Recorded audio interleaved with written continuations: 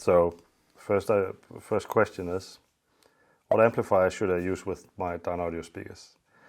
So that's a question we get a lot. So the thing is, we design speakers to work with a variety of amplifiers. So we take care of things like impedance curves, how difficult is it actually to drive for the amplifier. Because we don't know which amplifier you're going to use in your system. We don't have a specific recommendation for what to use. Because we don't know your room, we don't know your music tastes, we don't know what your situation is, and we haven't tested all amplifiers on the planet, so we don't know which would be the perfect solution for your specific scenario. So what we recommend doing is contact your dealer. They will have a lot of experience and they can talk directly to you with optimizing for your specific situation. Ooh, bi-wiring. That's a cable question. People like that, Chase.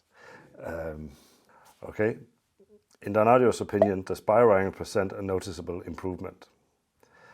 Well, in our testing and everything we have worked with, we haven't seen any evidence of an improvement. We haven't heard any evidence of an improvement simply from doing bi-wiring. So even though bi-wiring might give you some options and some more things to tinker with, we don't actually think it results in a better performance. What it does is create possibilities of doing things wrong more than anything, really.